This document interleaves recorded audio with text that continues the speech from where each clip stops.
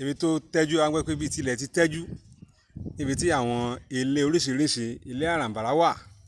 Òun náà ni a wà yìí, ilé Àgbàkin Basọ̀run gbogbo ilẹ̀ Yorùbá.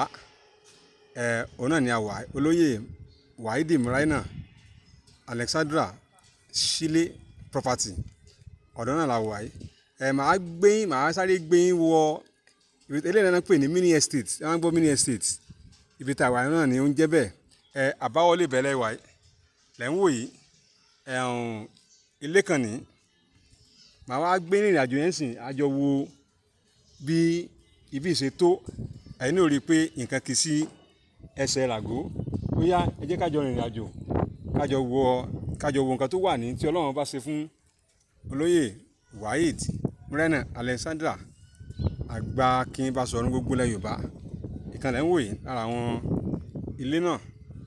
Ìkan rèé, ẹ rí pé ó di méjì.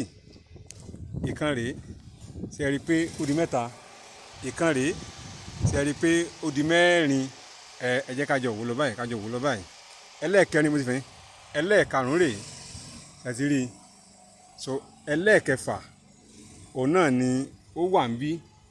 Nígbà tí ẹlẹ́ẹ̀keje jẹ́ ibi tí a máa bá wọlé àgbàlá Basọ̀run Àgbàkin gbogbo ilẹ̀ Yorùbá, olóyè Muraina Waheed Alexandra. Ó yá, ẹ tẹ̀lé mi ká lọ, ká jọ wo nǹkan tí Ọlọ́run ṣe fún bàbá olóyè náà. Ní ẹ ti rí iná ló tún lọ sí ẹ̀yìn. Àwọn kan ló tún wà ń bì, lọ́dà bíi méjì ló wà ń bí, bí ajẹ́pẹ́ ẹlẹ́ẹ̀kẹjọ rèé. Òun náà ló tún wà ní ibí.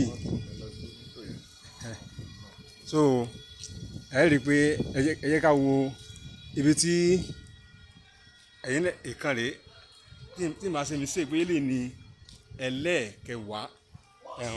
Ìkan tó rèé ń bí. Lára àwọn ọkọ̀ bọ̀gìnì tí olóyè fi ń jayé orí wọn, òun náà ni ẹ̀ ń wò yìí.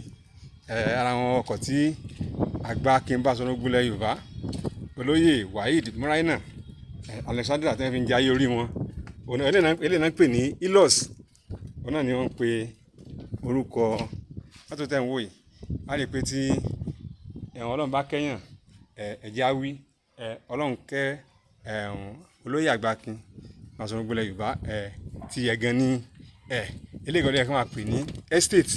Bàtà abẹ́rẹ́ lè pe estate ṣe gbé ẹ fi ń rẹ̀ǹtì wọn nínú àwọn òfin rẹ̀ǹtì o, pé àwọn máa fi bí àwọn ọ̀rẹ́ wá kí àwọn kódà àwọn eléré eré ìtàgé, àwọn náà máa ń lo ibi dáadáa láti fi ya fíìmù wọn.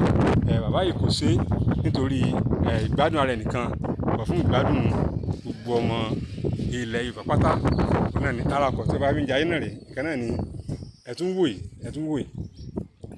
Ẹ jẹ́ ká sáré wọ pálọ̀ bàbá, ká sáré wọ̀ ká o bí ó ṣe rí gbogbo akẹ́rí pé nǹkan ju nǹkan lọ, nǹkan kì í sí ẹsẹ̀ ràgó bí àṣà àwọn Yorùbá. Òun náà ni kábíyèsí o Ọ̀ọ̀nìrìṣà ọba Ẹnìtàn Babátúndé Ògúnwùsì Ọ̀jájá ẹlẹ́ẹ̀kejì, kádé pẹ́ lórí kí bàtà pẹ́ lẹ́sẹ̀. Ọ̀ọ̀nìrìṣà, ẹ ti mọ̀ pé Ọ̀ọ̀nìrìṣà náà àwọn náà fi bàbá wa Muraina Waheed Alexandra jẹ́ oyè Basọ̀run Àgbàkin gbogbo ilẹ̀ Yorùbá. Ẹ jẹ́ ká sáré mú báyìí. Ààfin bàbá náà ni àwọ̀ yìí, ibi tí olóyè Waheed Muraina Alexandra tó ti ń jayé orí wọn. Ẹ ti rí. Ẹ jẹ́ ká mú báyìí. Ẹ jẹ́ á mú báyìí.